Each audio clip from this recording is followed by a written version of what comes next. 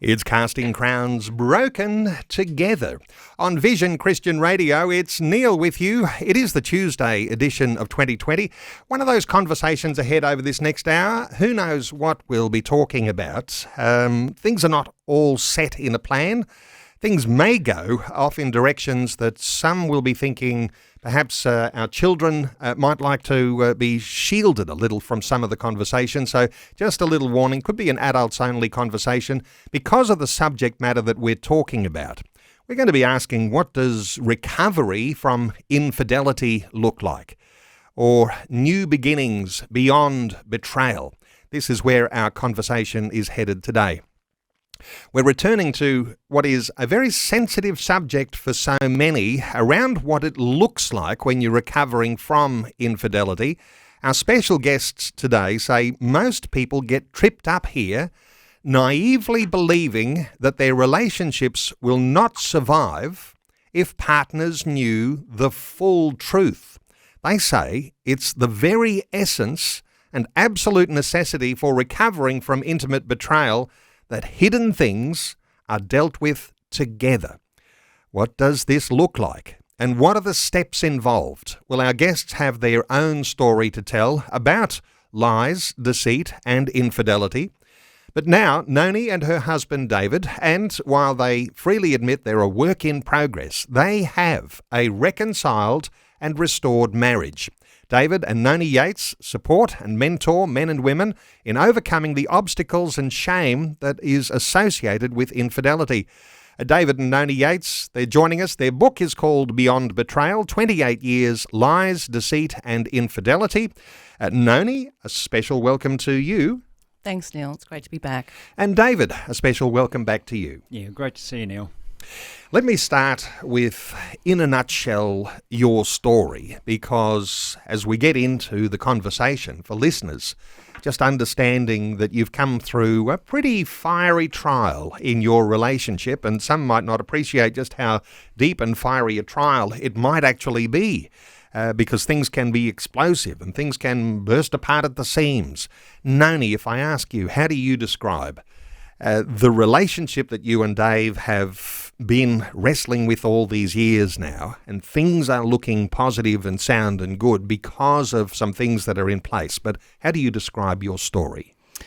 Well, I kind of wish that I could describe it as an uncommon story, but the longer we go in this process, the more we realise just how prevalent this is in society. So, just in a nutshell, Dave and I married in 1993, and not long after we were married, I realised that, I discovered that he had been unfaithful with a co-worker. And many of the advice at the time or counsel was, it's a marriage problem. Fast forward to 2018, Dave and I separated, and the reason being because when there is so many hidden behaviours and we'll call it acting out, whether sexually, emotionally, physically, there's a whole constellation of behaviours that go with that. And so the relationship for the most part was quite up and down, roundabout, and in a word, coercively, covertly abusive, and we separated. After that, because of some issues that arose, I questioned Dave, and I just said I want to know the truth, because we were talking about a reconciliation with a specialist, and there was a moment that I believed I was getting the full truth, and my heart softened and became tender towards a man that had quite a double life that I had no idea about. Dave, let me come to you. Let me just say from the outset, as I have said before, special honour to you, because you're the guy in this sense who has humbled himself and said, well, what have I got to lose by sharing my whole heart, by telling the truth?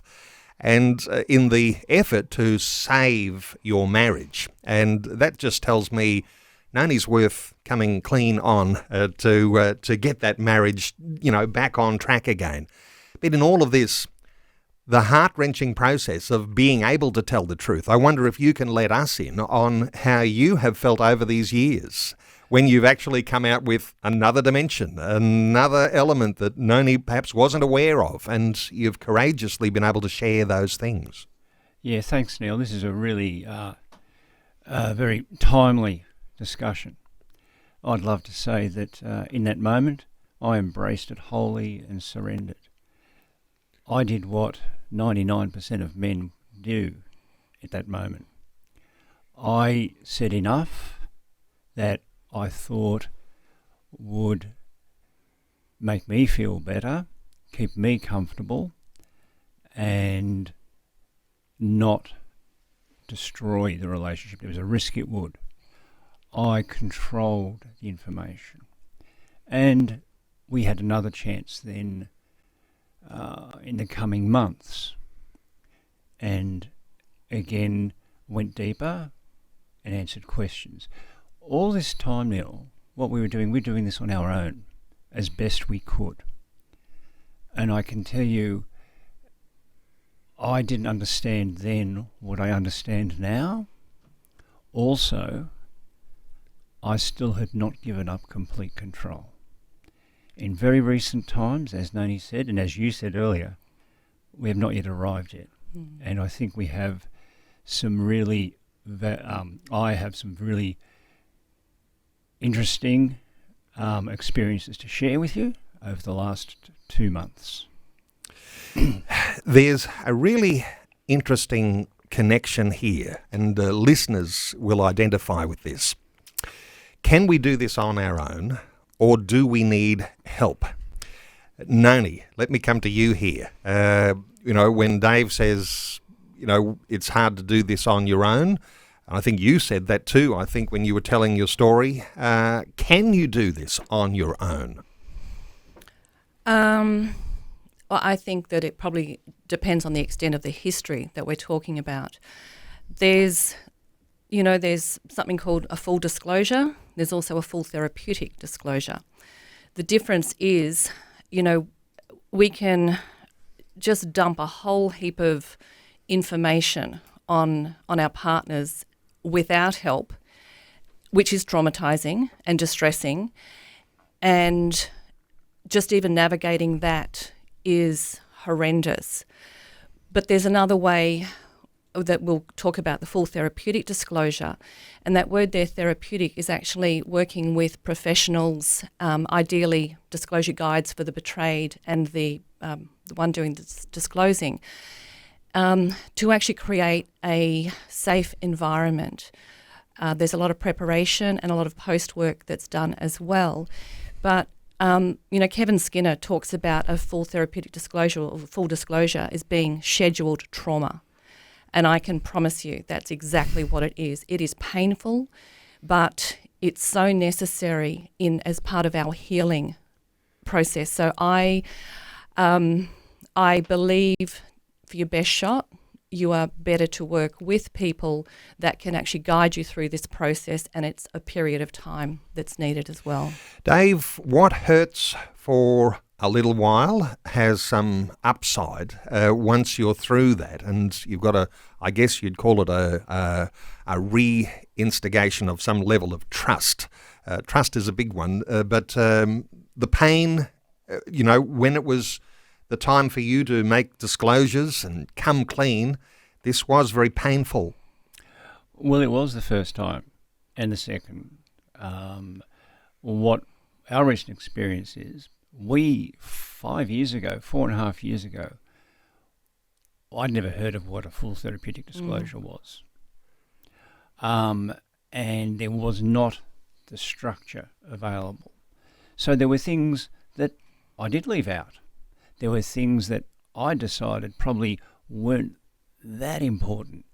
And in fact, I didn't take time to take a really strong personal inventory of my life to that point. I did what I thought in my heart was enough. We go back a couple of months ago, we were given an opportunity. See, as you know, our story, our recovery was interrupted by my health issue of having lung cancer. And as Noni eloquently put it to me as we were recovering, as we were walking around the street one day after surgery, she says, "This really sucks that your cancer trumps my trauma."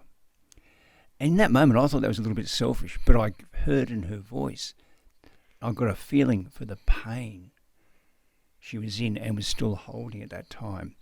So about 2 months ago, we had the opportunity, an offer from a professional colleague, friend of Noni's, another counsellor, to, maybe you tell the story how it came about, Noni. I was having coffee with Dr. Faye, and she said, she's read our story, and she said, "Look, sister, I just feel there's more. There's more that you don't know." And I was like, because we've done really well, like I'm thinking, no, there's really, and because we'd already talked about doing the full disclosure process for my business and looking into, we've got some resource for that, which I actually had an amazing book. Dan Drake and Janice Cordell, they have got this full process. So we were talking about going through that ourselves anyway. Anyway, Faye said, "I think, you should do it." So I said to Dave, "Hey, listen, this is, a great opportunity." And Dave kind of went, "Oh, what's come up?" I went, "No, nothing. I think that if we can't take people, we can't lead anyone any further than we've gone ourselves." And what I will say too is in the time, I think that if anyone's read our book, you'll remember the time that my heart softened towards Dave is when I believed I was getting the truth, and that was the miraculous turnaround moment for me. In that time, I've seen Dave really dig in, and his behaviour has demonstrated a commitment to that process of truth. Anyway, Dave was a little taken back, but at the same time, there wasn't any defensiveness. There was not. He went, "Okay, we'll do this." And so then he went through a process, and and there was more information that I did have the right to know that Dave withheld, and I was re-traumatized over again. And I think if you remember, we were meant to be here on the 6th of June, and I said, "We can't do it." I had to clear the decks because that was brand new. Yeah. When we think of big things to disclose and the little things that might seem less important, do we assume here, Dave, that those little things actually are really significantly important too? It's not just the big picture. Exactly, Neil. Exactly, Neil. I mean, as a man who's had a deceptive behaviour for over 30 years, the self-deception has been enormous. The deception. So part of the process was to take an inventory, 5-year intervals of every deception, every acting out, and I was given you were given a sort of a template, a list of things to check off. And some of these things are things I hadn't really thought of. Writing it out is so incredibly powerful.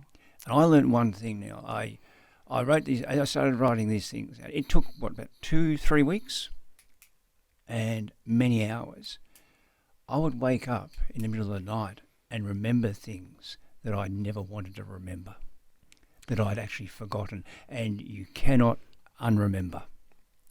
Your memory was enhanced when you began to write things down, yes. And then you realise there's more to write here than I prefer to write. Absolutely. There's lots of things here that could be in a hidden process that need to come out for a therapeutic outcome that will actually be a restoration of trust. We're going to talk about spiritual dimensions too just ahead. Our special guests are David and Noni Yates. Sorry about that. And they've got a book. It's called Beyond Betrayal, 28 Years, Lies, Deceit and Infidelity. I do want to open our talkback lines. I did say it is an adults-only conversation. It's one of those days where you might say, if you wanted to call in anonymously, this would be one of those days. So feel free if you want something that you have to share. 1-800-316-316, 1-800-316-316. We're talking about recovery from infidelity. What does that look like? New beginnings beyond betrayal. We're back with more in a moment. A sensitive conversation today, and our talkback line is open on 1-800-316-316. David and Noni Yates are our guests. They have a book called Beyond Betrayal, 28 Years, Lies, Deceit and Infidelity. Noni, while we're hearing your story today, and it's a little one-sided so far as Dave and his confessions about infidelity, and the challenges, and wonderful to hear his heart on that. I know that some will be thinking, and there may be men listening thinking, this is what my wife did to me. Is there a balance here? Is there something different about men and their infidelity to women and their infidelity? How do you reflect on that? Well, Neil, I believe probably the statistics are about 50-50 at the moment. I don't know that for sure. But I do know that I hear from men who have been betrayed, and the pain is equally as catastrophic. And again, you know, I've spoken to some women who have been in the position of being the unfaithful, and you know, it's for whatever reasons why. That takes a long time for someone to get to the reasons, but I do know that the pain is equal. It is not, and I think that women we share with each other. Men, I think it's difficult for them to reach out, even a little more difficult because of the sense of somehow you failed, and women have that as well. But this sense of failure and you know, the reflection of your masculinity, and there's all of these betrayal-induced shame beliefs that keep people very trapped. But I know that I'm speaking like from a betrayed woman's perspective, but I do believe that the statistics show that, you know, it's pretty equal out there. Let's talk about what you just raised, and that is an issue of shame, the feeling that somehow or other your world is falling apart. You're embarrassed. You're so hurt by your own actions, usually bad actions, that you can't bear to even show your face. Look, there's all sorts of ways of describing these things, but come back to you, Dave, here, because this was one of those challenges, showing your heart, revealing your own deceit and lies and infidelity. How do you feel about this thought about shame? Yeah, I think there's a great phrase you just had there, Neil, about not being able to show your face. That is a really impactful thing, because that is exactly what it is like. I mean, shame is, you know, what's the difference between shame and guilt? I definitely feel guilt, but shame is telling me I'm a bad person. Guilt is I'm a person that's done bad, horrendous things and made bad choices and decisions. Now, one of the real, a couple of times I've gradually given up controlling my image. And I think this, hopefully, the last few weeks has been very close to a complete step of giving up the image, trying to control the image, and start to embrace the brokenness that is in me. And if we go back to all biblical characters or biblical identities and heroes, they were broken, and they were loved in their brokenness, they were embraced in their brokenness, and they were accepted with their brokenness. And it's only at that point I can be known, I can start to know myself and heal and even give myself properly to other people. No doubt you reflect, Dave, on that infidelity, and perhaps the most famous infidelity in the Bible, and that is of King David. and his affair with Bathsheba and all of the outworking of that and the death of her husband then on the front lines of battle. David, the cause of all of that. And beyond it, while there are consequences for his actions, he's remembered historically as a man after God's own heart, because he did have to face up to the shame of his own infidelity. Is that one story that is alive for you when you reflect on Scripture? Absolutely. And, look at David. His shame took him to murder a man, to avoid being seen, to avoid being seen for his actions. I do identify with the impact of it, but also I identify with God's heart, is that he'll see us in our brokenness and will accept us in our brokenness. His grace is enough to restore us. All right? We weren't made perfect. We were never going to be perfect, ever. We just need to be accountable for and honest. One of the things that Jesus promised to do in his ministry was heal the brokenhearted. When you reflect on your own faith, and even as Dave's talking about identity, we will say, we should identify with Christ. He is the one we identify with because our brokenness is nothing in comparison to his identity. How do you reflect on brokenheartedness? Because I know listeners will hear that you were brokenhearted and something has happened that's given you hope and brokenheartedness has begun to heal. How do you reflect on that? Jesus is my rock. And I also knew that because of my relationship with him, whether Dave was in the picture or not, I'm okay. I was going to be okay. As painful and as excruciating as everything has been, God never said you're not going to have pain. He said, I'll be with you in your pain. He will be with us in all things. He will never leave us nor forsake us.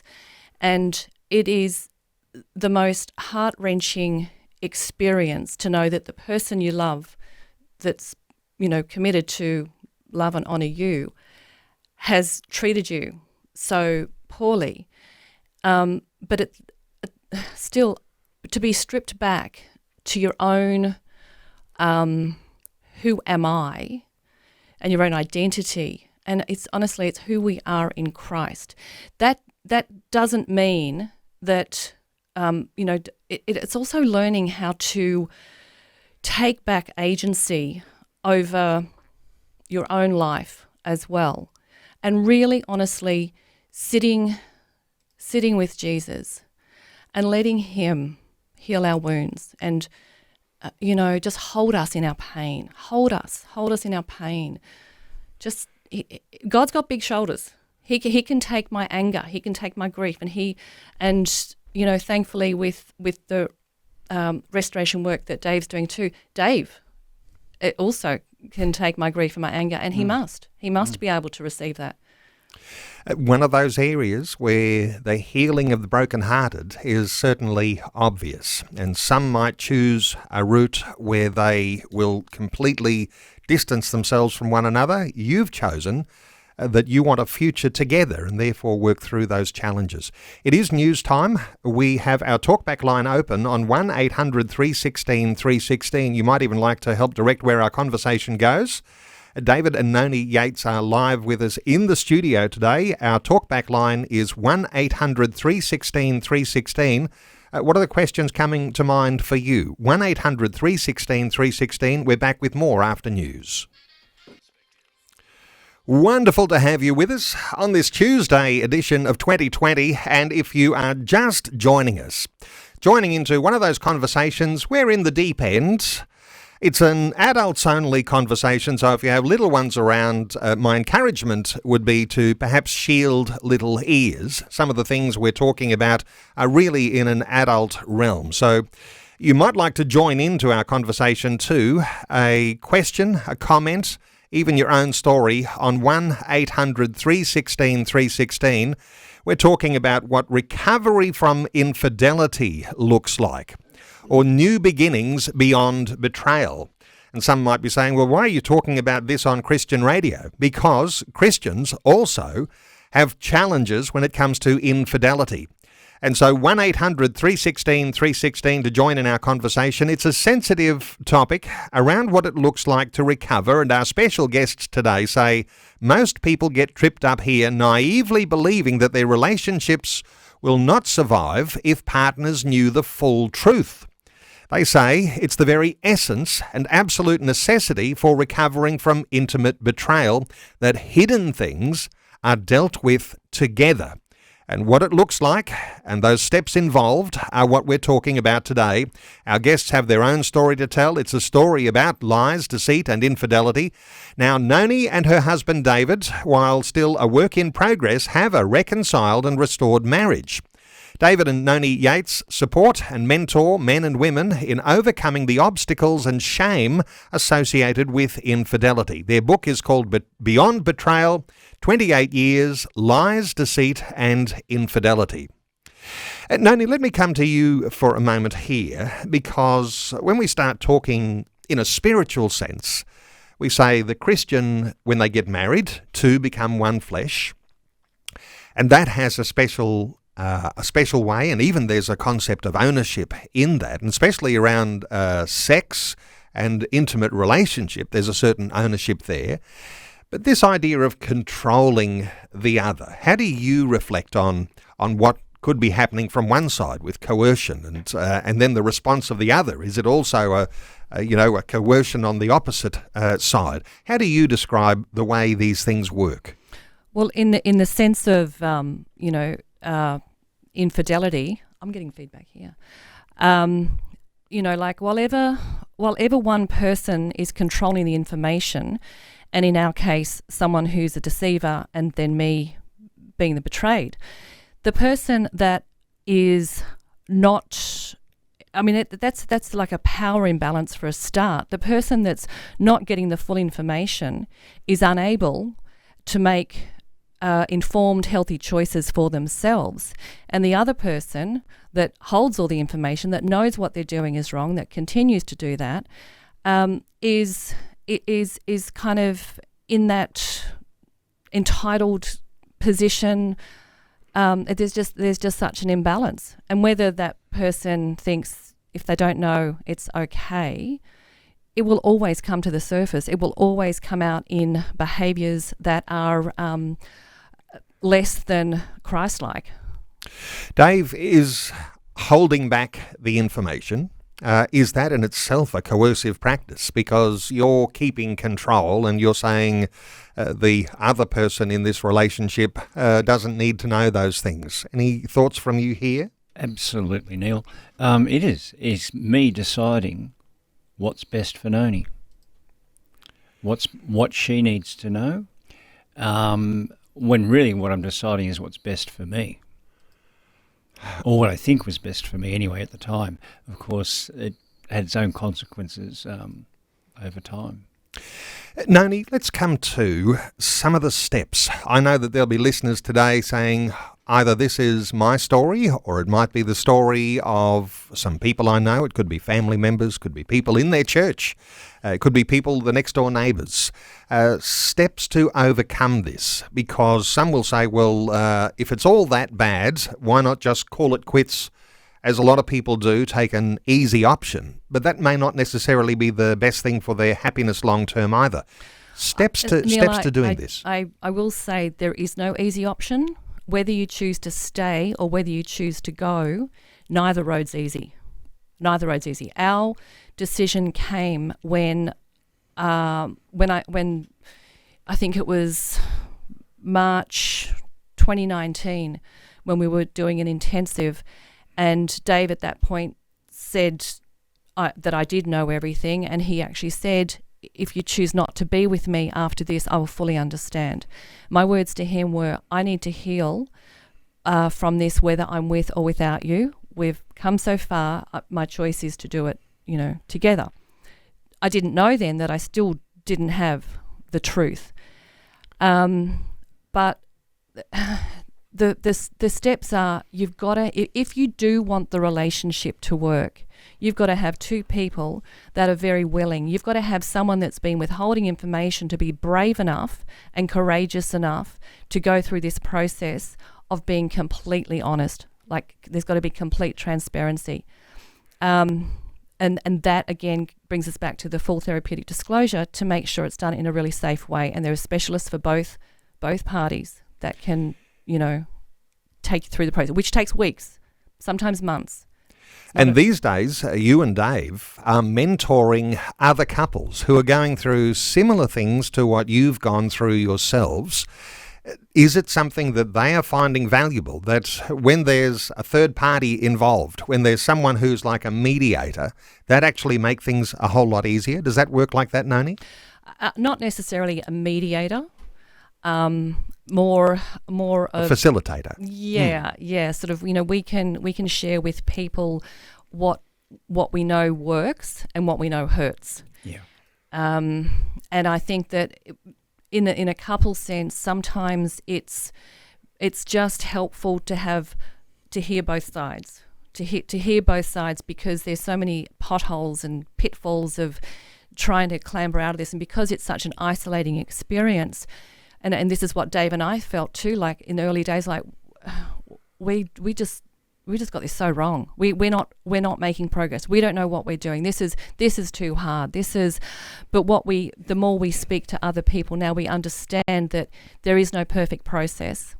There is no perfect process, but it's in a couple, it's not the conflict that arises, but it's the resolution. It's, do people know how to make a good repair, and are we on the same page, on the same team, because this is a really messy process. Yeah. Would it be better to start this process before there's a discovery of infidelity? If there was the person who was committing the infidelity to say, my marriage is worth saving, it hasn't been discovered yet, is it good to disclose those things early? Dave, your opinion here, because I know in your own case, you were discovered and then you had some explaining to do, but would it have been better had you disclosed those things before being discovered? Absolutely, Neil.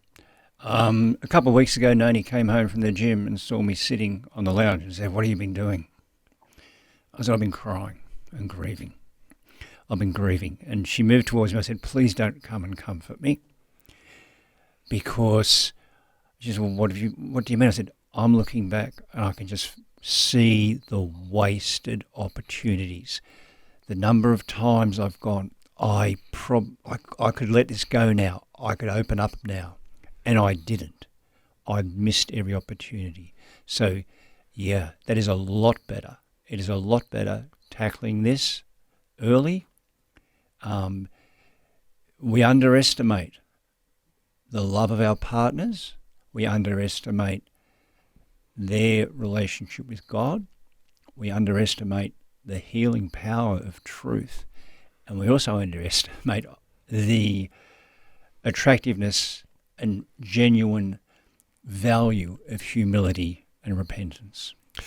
If you'd known these things decades earlier, because your book title says 28 years, and I'm assuming that your wedding anniversary, next one coming up, must be 30 plus, somewhere around there? 28 years together. Okay, that was right. at the time. We're actually married 30 years this October. Okay, so, you've got 30 years now, and here you are on the other side of a whole lot of things that may have looked a whole lot different had you understood some things in your early life. There's this thing, I guess, in Australian men, the thought of exploits, of conquering the other sex, of being the betrayer and doing these things in secret, almost like a badge of manhood. And of course, we understand from Scripture that we're called to flee those worldly, youthful lusts. If you knew these things a whole lot earlier, would you have saved yourself a whole lot of heartache in the process of your marriage? And there could have been a whole lot of other different dimensions to your marriage if you weren't having to come back and recover and repair all of these different things that went wrong. Well, something comes to mind when you describe that masculinity, and it's toxic masculinity. That is not healthy manhood at all. And as far as, I could only ever make decisions on what I knew at any given time.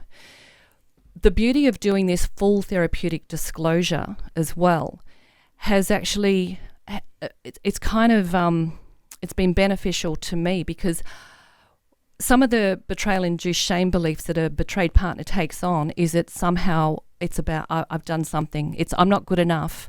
It's about me. If I was just this, then that wouldn't have happened, which is just all rubbish. So I was able to see and have seen that Dave's history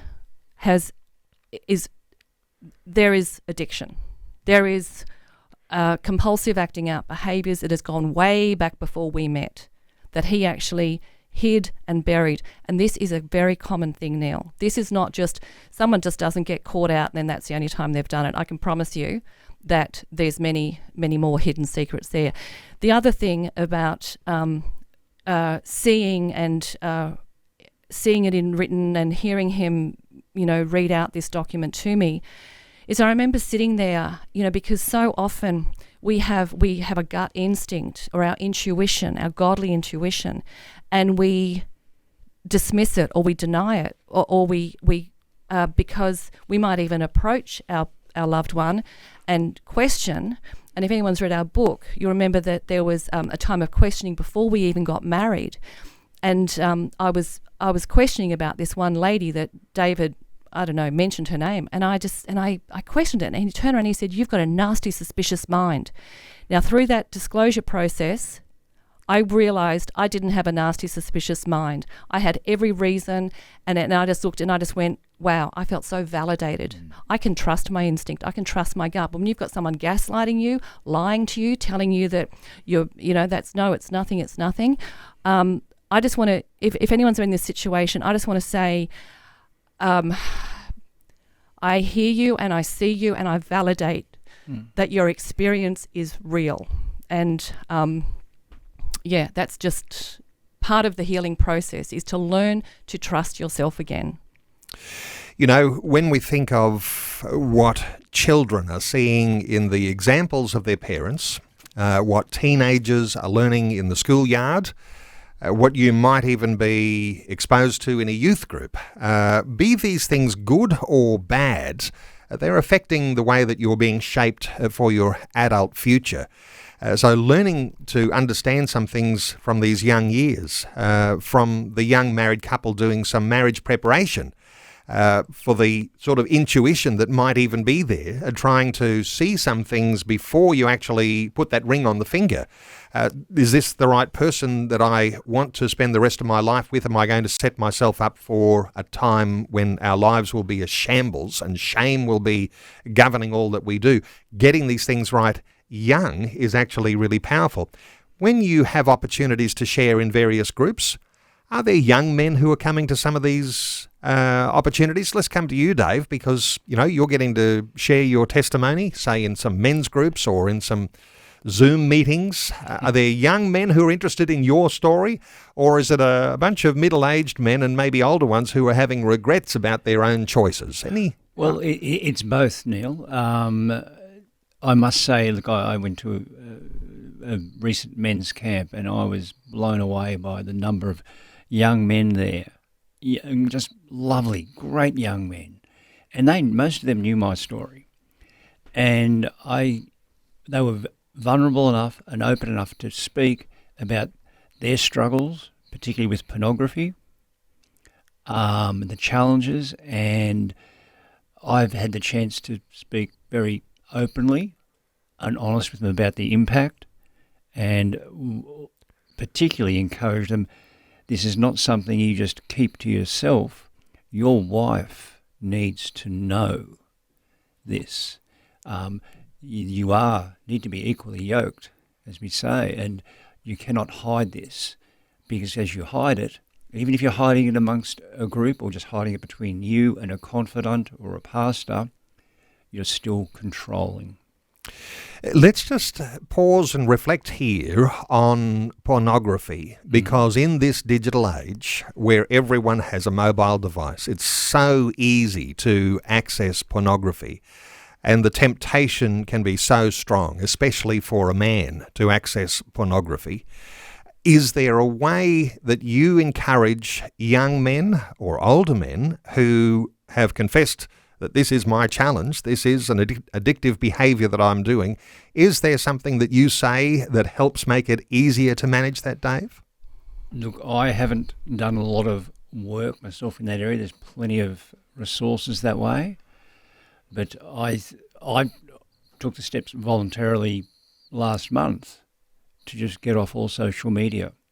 Now, that wasn't an avenue for me to pursue images, but I just realised you are leaving yourself exposed, and it was shaping in many ways your experience of the day and your thinking and your time. So, look, I don't know, Noni, you've done a lot more reading on that area than me around.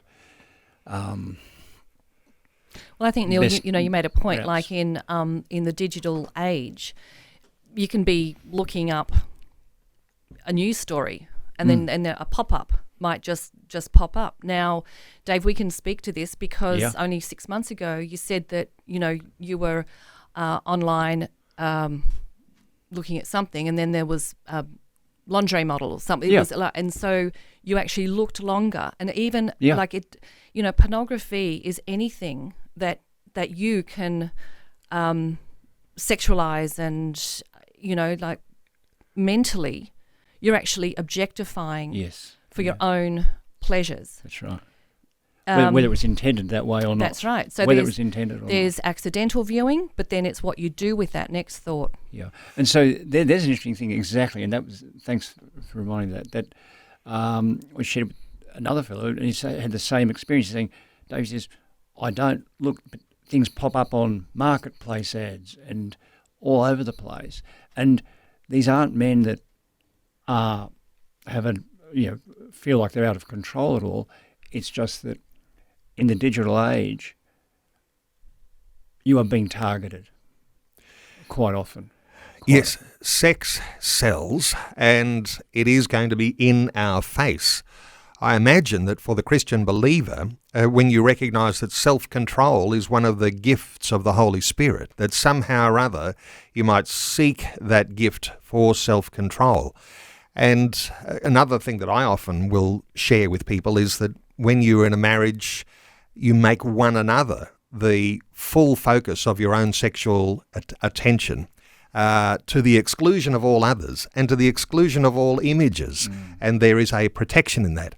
Perhaps not 100% guaranteed, but that's a way that you can actually make a strong stand for being married, one flesh, one to another. Time's running short, but we've got a caller who is calling, I think, anonymously from Queensland. Hello, welcome along. Yeah, hi. What are your thoughts?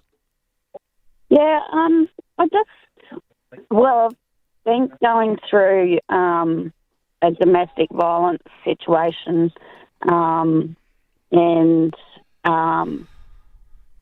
I just got a question for, is it Naomi? Noni. Noni, yeah. Sorry. How do you get your head around getting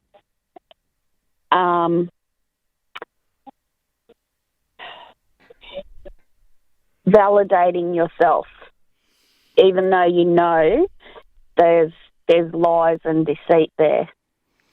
Noni. Gosh. Are you talking now that everything has come out? Because in the last 5 years, there's been no new acting out as such. That was all previous. So I did actually say to Dave that if any of these recent disclosures had have been discovered, because like any secrets, they're going to come out at some stage. It would have been disastrous. Yeah. Validating myself, that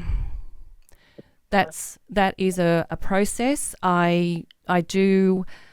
I don't take ownership for Dave's decisions at all. I don't take ownership for. It's on him. I put my hand on my heart, and I just know that I have made decisions with integrity, staying true to my core value.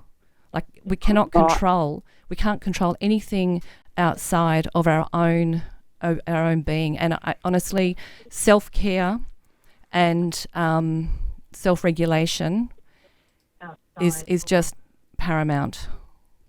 Right. Yeah. So, yep. My partner doesn't and won't validate anything because of his self-pride, and I feel like he's just not going to give that up for anything. We've been separated now for nearly 3 years, and I've gone through so many processes in this situation. It's just very hard. Yeah. Like he's isolated me from all our children, and that's pretty devastating that they believe his lies. How would you go about that sort of thing? There's no safety in someone that is actually, in a controlling situation like that. Gosh, I would really just say surround yourself with safe people. You've got to find your safety. If he's going to believe his lies and he's going to use that to manipulate those around you, it's just horrendous and heartbreaking for you. I'm so sorry.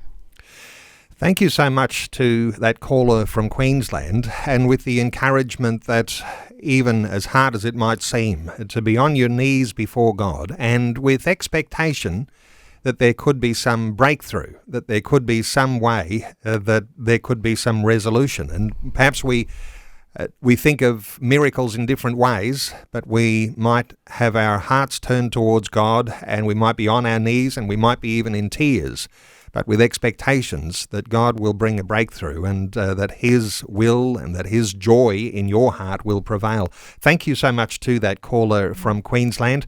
We have run out of time, and I did mention that the two of you are mentoring and supporting men and women in overcoming the obstacles and shame that's associated with infidelity. And for listeners to be connected to Dave and Noni, the first thing might be to read their story. It's called Beyond Betrayal, 28 Years, Lies, Deceit and Infidelity. Noni, your website is called beyondbetrayalrecoverybook.com. So is that right? Have I got that right? I think so. Just Beyond? Google Noni and David Yates. Okay, that's it. Noni and David Yates. Yeah. Google their names to make contact personally, even for some encouragement to take the next steps. Or if there's a challenging time right now, they might be a listening ear, and they may well have that little bit of advice that you need to be able to move forward from where you are. Beyondbetrayalrecoverybook.com. And you can certainly just Google their names, David and Noni Yates. David and Noni, thank you so much for taking some time to share your thoughts and your heart in humility with us once again today. Let's plan to do this again sometime soon. My suspicion is that there's a lot more that we might, lot more than we might hope when there's these sorts of challenges in relationships everywhere. Noni, thank you for being part of 2020 today. Thanks, Neil. And David, thank you. Neil, thanks for having us. And can I just add one thing? Noni has been, we've been accumulating an enormous amount of resources over the years. And if they search via that site, there is resource pages there and recommendations for people. I always like to recommend for listeners where you can go further to get some help if we're covering an issue like this. BeyondBetrayalRecoveryBook.com.